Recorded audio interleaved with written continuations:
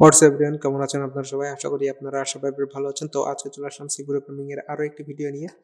তো আজকে আমরা একটি লাইব্রেরি ফাংশন দেখব। যেমন আমরা এখানে যখন কোনো একটা সি প্রোগ্রাম শুরু করি তখন আমরা এখানে হ্যাশ ইনক্লুড দেওয়ার পরে এখানে এই যে .ht ঠিক তেমনই আমরা এখানে যখন কোনো ম্যাথমেটিক্যাল কোনো অপারেশন আমরা করি, ম্যাথমেটিক্যাল অবশ্যই স্পেসিফিক কিছু অপারেশন আছে, যে অপারেশনগুলো করার সময় একটা লাইব্রেরি ফাংশনকে আমাদেরকে কল করতে হয়। সেটা হলো math.h। তো এই যে হেডার ফাইলটা নিয়ে আজকে আমরা আলোচনা করব। তো আমরা চলে যাব সোজা গুগলে, এবং আমরা এখানে এই যে সার্চ করেই রেখেছি আমি already math.h header file in C. এবং এই হেডার ফাইলের ভিতরে অ্যাকচুয়ালি কি কি আছে, এই হেডার ফাইলের ভিতরে আপনারা অনেক কিছু পাবেন, যেমন এই যে কোসাইন মান বা কজ যে মানটা, সেই মানটা নির্ণয় করার জন্য আপনারা ফাংশন পেয়ে যাবেন। সাইনের মান নির্ণয় করার জন্য, ট্যানজেন্ট নির্ণয় করার জন্য, তাছাড়া আরো অনেক কিছু এক্সপোনেনশিয়াল নির্ণয় করার জন্য, ফ্লোর বা লগারিদম ফাংশন বা পাওয়ার ফাংশন যেগুলো আছে এগুলো নির্ণয় করার জন্য, বা স্কোয়ার রুট নির্ণয় করার জন্য আপনারা বিভিন্ন ধরনের ফাংশন পেয়ে যাবেন।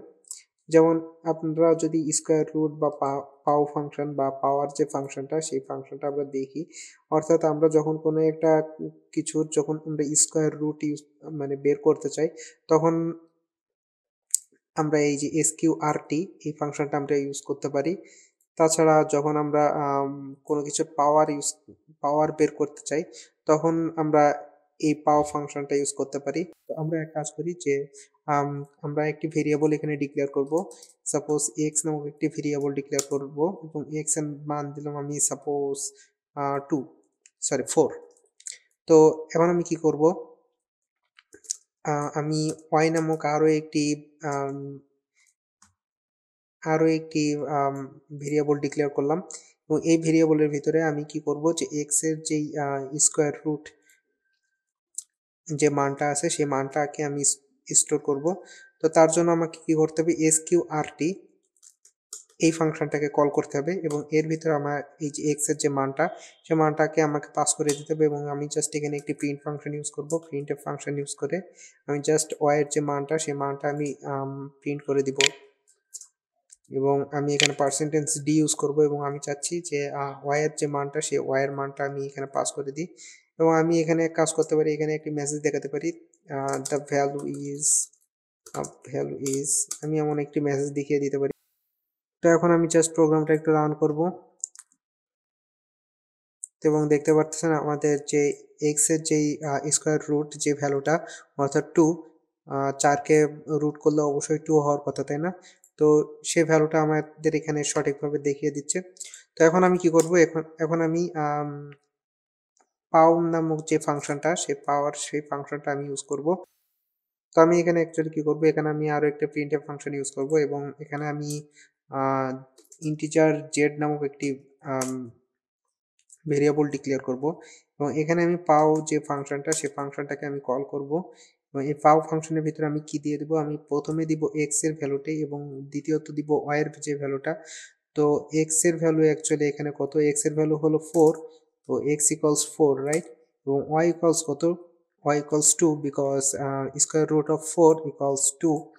তো এখানে জেডের যে ভ্যালুটা আসার কথা 4^2, তাই না? 4^2 হইলে অবশ্যই যে ভ্যালুটা আসবে সেটা হলো 16, তাই না?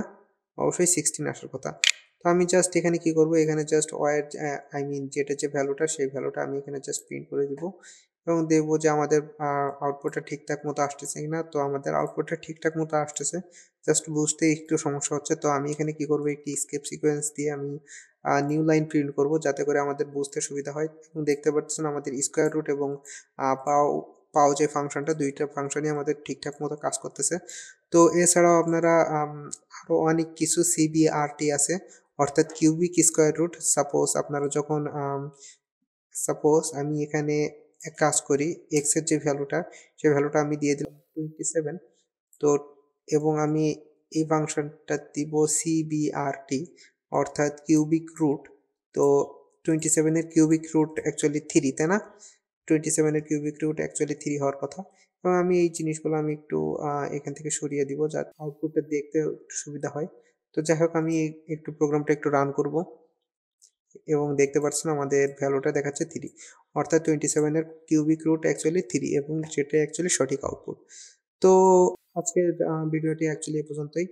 যদি ভিডিওটি ভালো লেগে থাকে, please like, share and subscribe to my channel. So thank you everyone, have a good day.